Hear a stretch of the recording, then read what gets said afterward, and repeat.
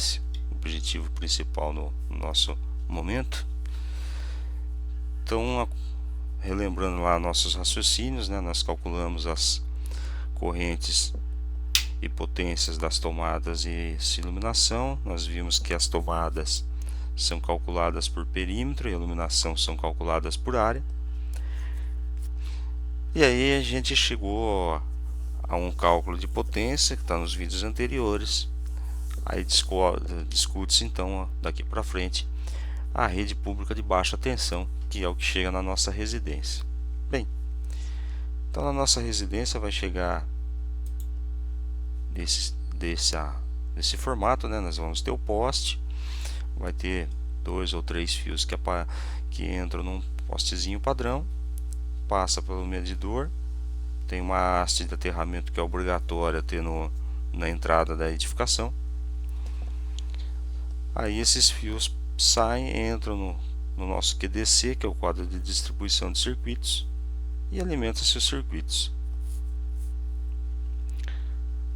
Então, através do circuito de distribuição, essa energia levada do medidor até o quadro de distribuição, também conhecida como quadro de luz, ou QDC, quadro de distribuição de circuitos. O que vem a ser um quadro de distribuição? Então, o quadro de distribuição é o centro de distribuição de toda a instalação elétrica de uma residência. Bem, a norma 5410 ela traz alguns requisitos, né, que precisam ser cumpridos para quem instala o quadro, né?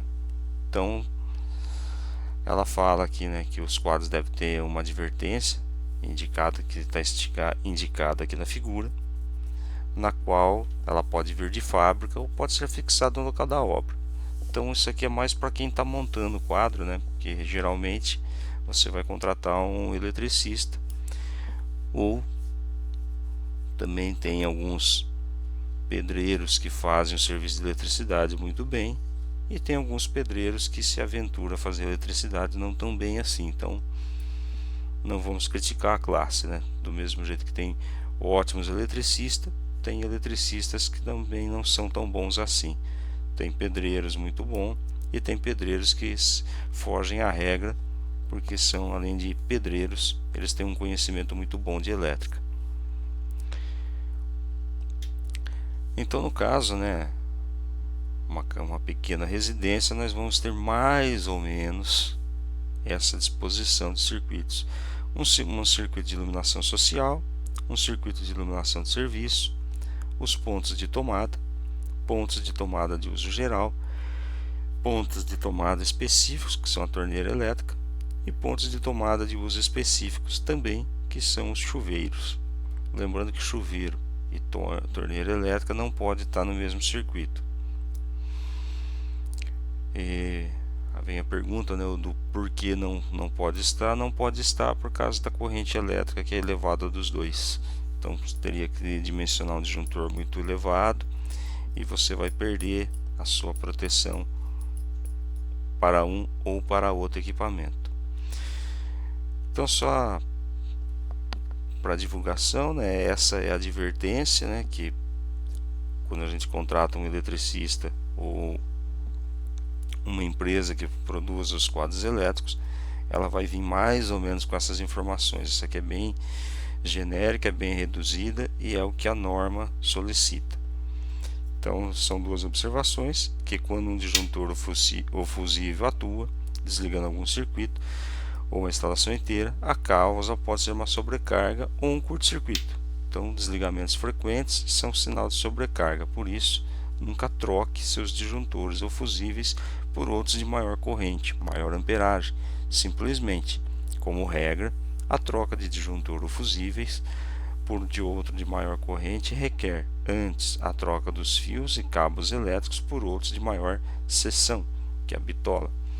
Da mesma forma, nunca desative ou remova a chave automática de proteção contra choques elétricos, que é o dispositivo DR, o interruptor diferencial residual, mesmo em caso de desligamento sem causas aparentes. Sempre os desligamentos forem frequentes e principalmente se as tentativas de religar a chave não tiverem êxito, isto significa, muito provavelmente, que a instalação elétrica apresenta anomalias internas, que só podem ser identificadas e corrigidas por profissionais qualificados. A desativação ou remoção da chave significa eliminação de medida protetora contra choques elétricos e risco de vida para usuários da instalação.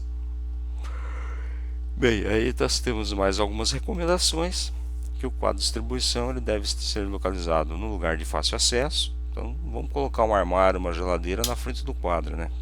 Desliga o disjuntor, você precisa acessar o mesmo, aí você tem que ficar arrastando móveis, guarda-roupa, geladeira, vasos de flor e outras coisas aí que são colocados na frente do quadro. O mais próximo possível do medidor. Isso aí é relativo, tá? Nem sempre você vai conseguir fazer isso. Cito o exemplo de quem mora em apartamento, né? Você mora no 10º andar, o quadro está no 10º andar, é óbvio, porém o medidor vai estar lá no piso térreo, né? Então é sempre que possível. E aqui, esse é o exemplo de um quadro de distribuição de fornecimento bifásico, onde nós temos a proteção, a fase, o neutro. Nós temos o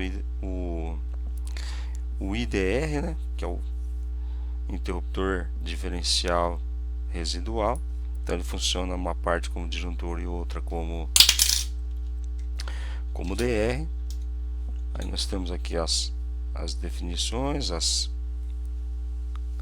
os pontos mais significativos. E aqui agora a gente fala sobre os disjuntores, né, termomagnéticos, né? Então o disjuntor ele tem por função proteger contra curto-circuito, desligando automaticamente quando a ocorrência de uma sobrecorrente. Ele opera manual. Os disjuntores termomagnéticos eles têm a mesma função de chaves e fusíveis. Aí tem umas diferenças entre um e o outro, como vocês podem ver. O fusível queima e precisa ser trocado, o disjuntor desliga e pode ser religado. E hoje nós vamos falar um pouquinho desse equipamento, que é o DR, né? É um dispositivo constituído por termomagnético acoplado a um outro dispositivo, o diferencial residual. Então ele é bem batido, né? Isso aqui acho que a maioria já sabe, né? Ele tem a função de proteger os condutores de sobrecarga e protege as pessoas de choques elétricos. É uma normativa também, ele atende também a normativa da NR10 e precisa ser instalado no quadro. Aí a gente tem alguns modelos que eu já até citei num outro vídeo. E hoje a gente vai falar também da função do DR, e é um videozinho hoje bem interessante para a gente entender algumas coisas que com certeza você já ouviu em algum momento da sua vida alguém relatar isso. Então o DR ele tem a função de proteger as pessoas contra choques elétricos provocados por contato direto e indireto. Contato direto é o caso do garotinho aqui que está com um alfinete aqui, ele vai introduzir na tomada, ele vai ter um contato direto. Contato direto é o que a moça tomou aqui no fio, que provavelmente o fio, a intenção de fazer essa animação é que o fio esteja descascado ou decapado, porque tem algumas pessoas que seguem o vídeo aí, falam alguma coisa aí a respeito do português, né? Tem até algumas críticas. Então se o fio não está descascado, ele pode estar decapado. E aqui nós temos uma situação do contato indireto, que veja que a moça está de pé no chão ou os pés no chão e ela encosta na porta e toma um tranco. É comum acontecer isso, muito comum.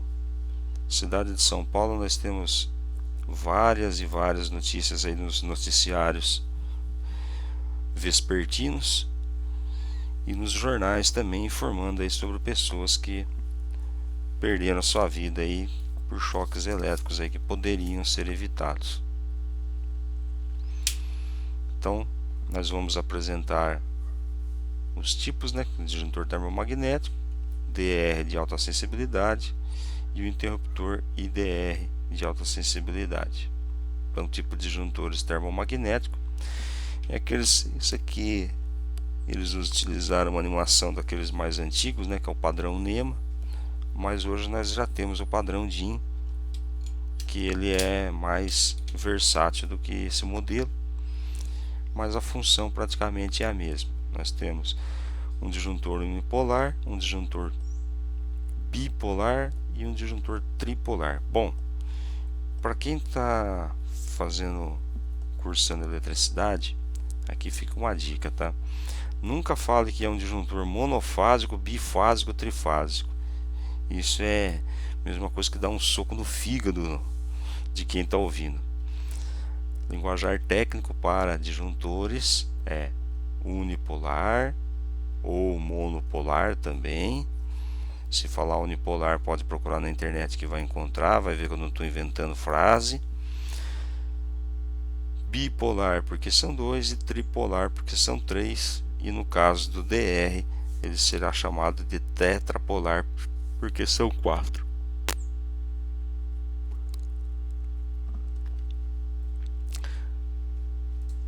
Que é o que nós estamos vendo aqui, né? Tipo de disjuntores diferenciais de residuais. Nós temos o bipolar e o tetrapolar. Os disjuntores DR devem ser ligados aos condutores de fase e neutro dos circuitos, sendo que o neutro não pode ser aterrado após o DR. Bem, essa nota tem que prestar muita atenção. Veja, o neutro dos circuitos não pode ser aterrado após o DR. O que quer dizer isso? Nós temos algumas pessoas que fazem um tipo de circuito e ela aterra o neutro. É certo? Ou melhor, vamos formular melhor, é errado? Não, é certo fazer, pode-se fazer, você está fazendo um tipo de aterramento. Porém, para o DR ele não funciona. Então o DR você tem que estar diferente desse sistema. Não se pode aterrar. Se você tiver numa tipo de instalação que a sua entrada você já tem o neutro aterrado dessa forma, quando você fizer por DR não vai dar certo. Temos o interruptor diferencial residual, que é o famoso DR. Aí as pessoas falam, é o IDR, IDR. Então, interruptor diferencial residual é diferente de IDR. Então ele tem aqui os 30 mA, né, porque para cima dessa corrente você pode já virar óbito. E agora a gente vai começar a falar sobre os circuitos elétricos. Então, antes de falar sobre os circuitos elétricos, nós vamos entender um pouquinho de simbologia até de quadro aqui, né? Então, o circuito de distribuição, ele liga o quadro do medidor ao quadro de distribuição. Quer dizer, ele sai do poste, são os fios que saem do poste e entram até o medidor. Então a gente tem a rede pública, tem um ponto de derivação. O que é o ponto de derivação? É aquele onde é emendado os fios lá no poste. Então, se você olhar o poste da sua edificação, você vai ver que tem duas emendas logo na entrada dele. Aí o fio que desce, ele é chamado de ramal de ligação. Vira-se ponto de entrega quando ele entra e alimenta o medidor. A partir do medidor, você já está sendo taxado. Utilizou o ponteirinho, girou, você já está pagando. E aí nós temos o circuito de distribuição 2F mais N mais P. O que quer dizer que nessa configuração ele está me informando que eu estou mandando nesse cabeamento aqui, que isso aqui é uma representação de cabeamento, duas fases mais o neutro mais o terra. Os dispositivos geral de proteção, todo medidor tem o disjuntor de proteção ao lado do medidor. Geralmente é o disjuntor de maior amperagem. Temos o aterramento, que é aquilo que eu tinha explicado da fotinho. E aí a gente vai falar sobre os circuitos terminais. Mas esse fica para uma próxima aula, porque essa aula já se estendeu um pouquinho. Se você gostou, por gentileza curte, divulgue o canal e se inscreva. Muito obrigado e até a próxima.